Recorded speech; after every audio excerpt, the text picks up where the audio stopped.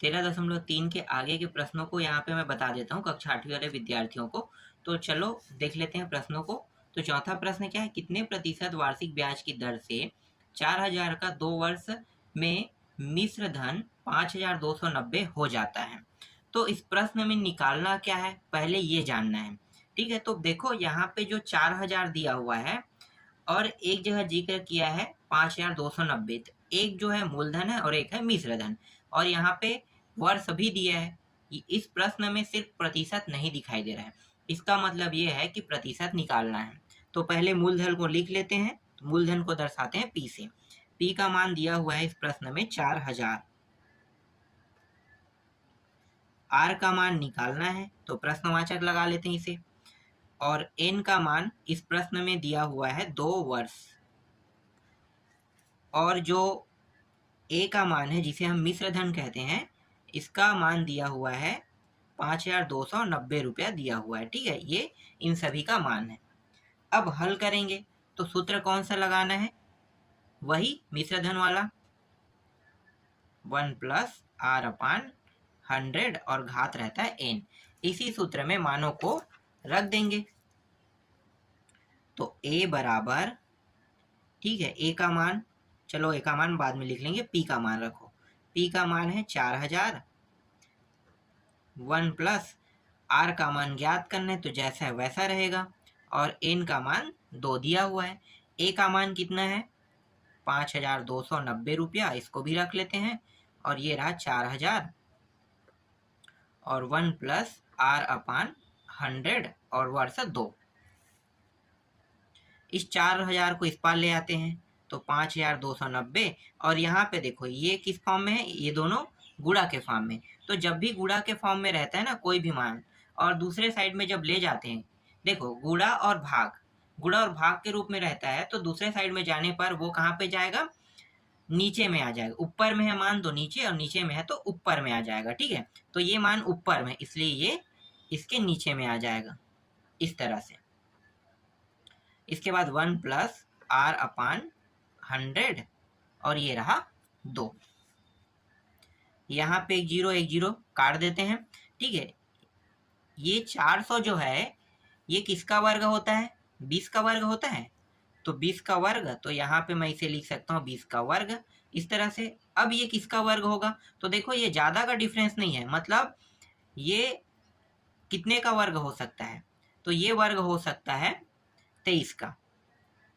ठीक है, 23 का वर्ग, क्योंकि पीछे में 9 है, और 9 जो है वो 3 के पहाड़े में आता है और 7 के पहाड़े में आता है। तो 7 के पहाड़े में ज़्यादा हो जाएगा, इसलिए 3 के पहाड़े को हम लेंगे, और बाकी 2 जो है इसमें है तो इसमें भी रहेगा। तो इस तरह से इसे बनाया जाता है 1 प्लस आर अपान 100 और ये रहा वर्ग। देखो अब क्या करना है, इसे हम कैसे लिख सकते हैं, 23 अपान 20 को इस प्रकार लिख सकते हैं, और 1 प्लस आर अपान 100, और दोनों में देखो यहाँ भी घात है यहाँ भी घात है।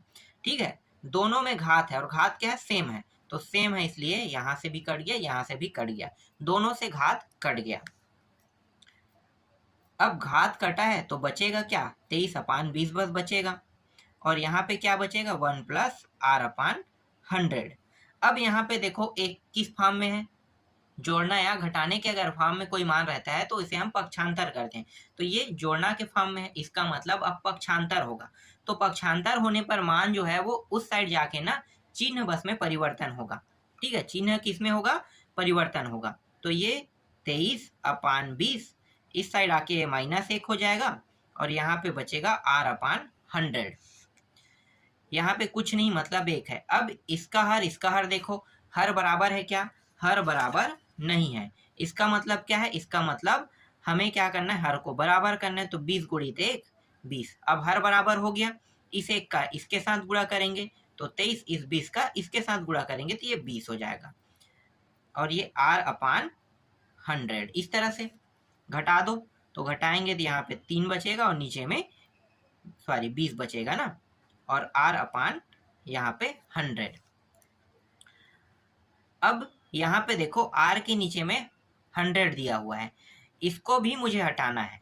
तो हटाने का तरीका क्या है, मैंने क्या बताया था कि जब भी कोई मान भाग या गुणा के रूप में हो तो उसका क्या करते हैं, तिर्यक गुणा। तो आर के नीचे में मतलब आर को ये भाग दे रहा है, इसका मतलब इसका तिर्यक गुणा करेंगे। तो तिर्यक गुणा मतलब नीचे में है जो मान वो कहाँ चला जाएगा, ऊपर। अगर ऊपर में रहता तो नीचे में आता, ठीक है। तो नीचे में इसलिए ये ऊपर चला जाएगा।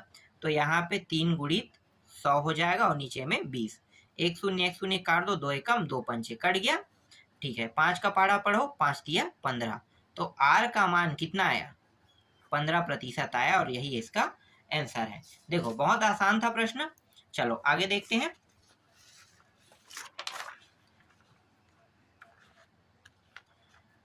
देखो पांचवा प्रश्न क्या कह रहा है। पांचवा प्रश्न कह रहा है किसी दर से 1800 का चक्रवृद्धि ब्याज 2 वर्ष में 378 हो जाता है यदि ब्याज वार्षिक लगाया जाता है तो, ठीक है। तो यहाँ पे दिया क्या क्या है पहले ये देखना है हमें।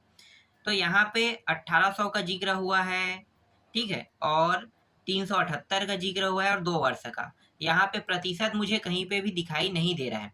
इसका मतलब क्या है कि इस प्रश्न में एक तो मूलधन का जिक्र किया है और एक उसके ब्याज का जिक्र किया है। अभी मिश्र धन नहीं दिया है, ब्याज दिया है, ठीक है। तो हम सबको निकाल लेते हैं। पहले दिया क्या क्या है लिख लेते हैं।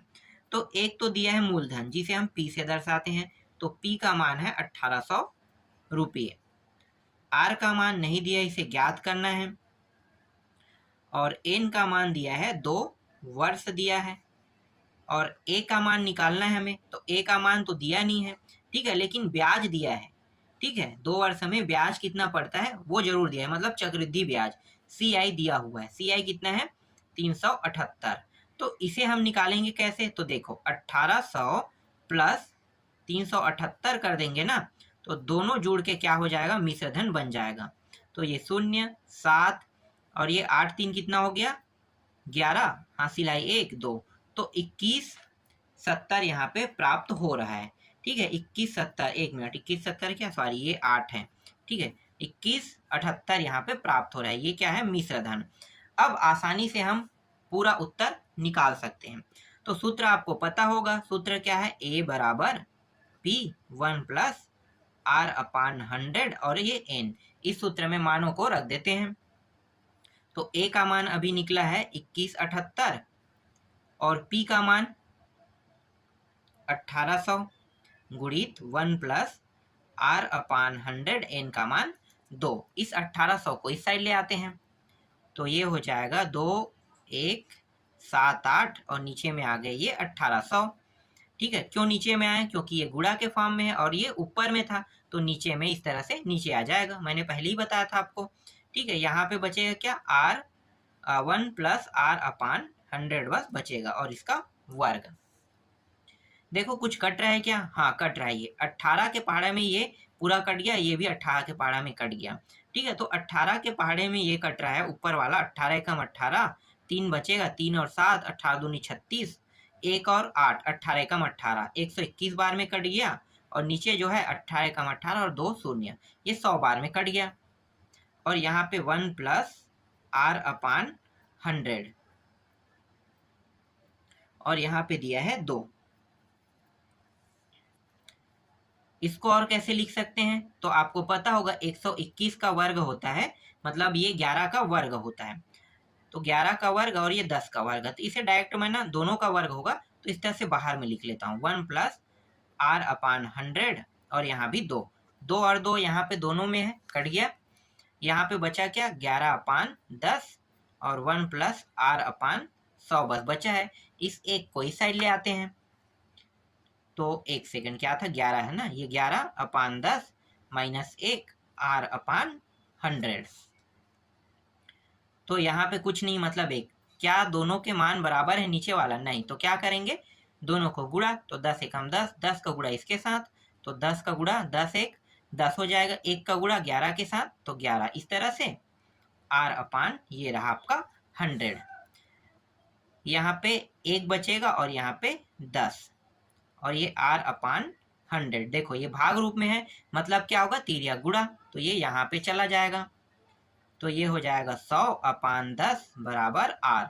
1 0 कट गया, तो आर का मान कितना प्राप्त हुआ, आर का मान यहाँ पे 10% प्राप्त हुआ। यही क्या है, इसका आंसर है। समझ में आ गया। चलो आगे देखते हैं अगले प्रश्न को। और ये अंतिम प्रश्न है। तो देखो अंतिम प्रश्न में क्या कहा है, 3200 पर 12% वार्षिक ब्याज की दर से 2 वर्ष के लिए साधारण ब्याज एवं चक्रवृद्धि ब्याज का अंतर ज्ञात कीजिए। देखो दोनों में अंतर ज्ञात करना है, मतलब मुझे साधारण ब्याज भी निकालना है और चक्रवृद्धि ब्याज भी निकालना है, दोनों के दोनों निकालना है। तो पहले मैं साधारण ब्याज निकाल लेता हूँ। तो जो दिया है पहले उसको लिख लेते हैं।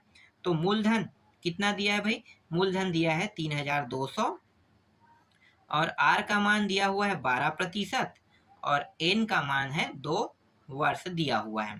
ठीक है, सूत्र अपना वही रहेगा। ये चक्रवृद्धि ब्याज मिश्र धन निकालने वाला है ना, तो मिश्र धन वाला सूत्र क्या होता है, 1 प्लस और आर अपान 100 और एन, यही रहता है। ये कौन सा सूत्र है, ये मिश्र धन का सूत्र है। इसी के सूत्र से हम चक्रवृद्धि ब्याज निकालते हैं आगे। ठीक है, और एक है साधारण ब्याज का सूत्र। तो आई बराबर, आपको इसे लिखना है आई बराबर पी गुणित आर गुणित टी और अपान 100। तो देखो दोनों सूत्रों का उपयोग करेंगे। तो पहले मैं इसका कर लेता हूँ, आई वाला। ठीक है, तो आई पहले निकालते हैं, मतलब ब्याज निकालते हैं, इंटरेस्ट। तो यहाँ पे पी का मान कितना है 3200, आर का मान, क्योंकि इस प्रश्न में साधारण ब्याज भी कहा है और चक्रवृद्धि ब्याज, तो ये साधारण ब्याज निकालने के लिए उपयोग होगा और ये चक्रवृद्धि ब्याज निकालने के लिए उपयोग होता है। और यहाँ पे 12 गुणित 2 और नीचे में 100, 2 ये दोनों कट गया। ठीक है, इन सभी का गुणा कर दो। तो आई का मान कितना आ जाएगा, तो ये 12 दूनी 24, 24 और 32 को गुणा कर दो। तो गुणा करेंगे 768 आ जाएगा, 768 रुपीज यहाँ पे आ रहा है। ठीक है, तो ये सिंपल ब्याज है, साधारण ब्याज निकल गया।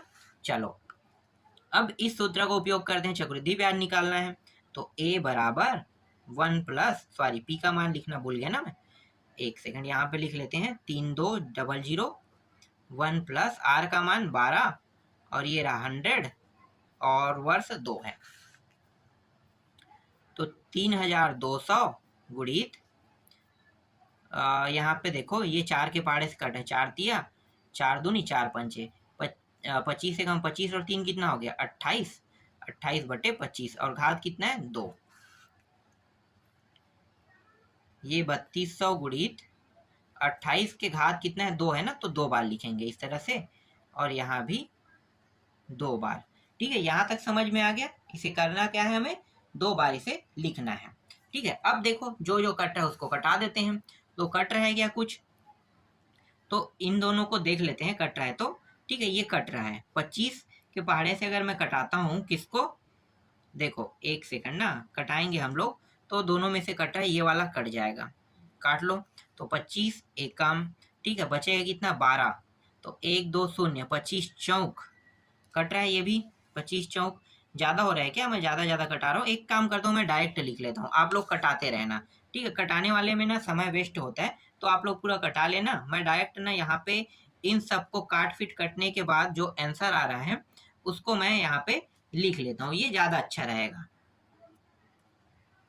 तो इसका मान आ रहा है 4000 और 14.08 प्राप्त होगा। अब CI निकाल लेते हैं। CI का सूत्र, मिश्र धन में मूलधन को क्या करते हैं, घटाते हैं। तो घटा देंगे तो ये 40 14.08 में घटाएंगे कितने को, 3200 को घटा देंगे तो CI निकल जाएगा। तो घटाते हैं तो ये हो जाएगा 08 का 08 रहेगा, फिर यहाँ पे 4, फिर 1 और ये हो जाएगा यहाँ पे 8 आ जाएगा ना, 8 और ये 0 हो जाएगा। ठीक है, तो 814.08 यहाँ पे प्राप्त हो रहा है CI। ठीक है, तो CI का मान भी यहाँ पे प्राप्त हो गया। अब क्या करना है, प्रश्न में कहा है कि जो हमें साधारण ब्याज, जो मैंने साधारण ब्याज निकाला है ना और चक्रवृद्धि ब्याज निकाला, इन दोनों का अंतर करने को कहा है। तो अंतर कर देते हैं। तो CI में किसको घटा देंगे, साधारण ब्याज को घटा देंगे। तो 814.08 में घटा देते हैं 768 को। तो यहाँ पे उत्तर कितना आ रहा है, तो देखो यहाँ पे 08 रहेगा, फिर ये इसको घटाएंगे तो कितना प्राप्त होगा, तो घटाते जाते हैं ना, तो यहाँ पे 6 प्राप्त होगा। ठीक है, 6 और ये रहा और ये, तो यहाँ पे 4 प्राप्त होगा, 46। तो 46 रुपया यहाँ पे 46.08 रुपया प्राप्त होगा और यही क्या इसका आंसर है। ठीक है, तो इस तरह से ये पूरा कंप्लीट हो गया। समझ में आया?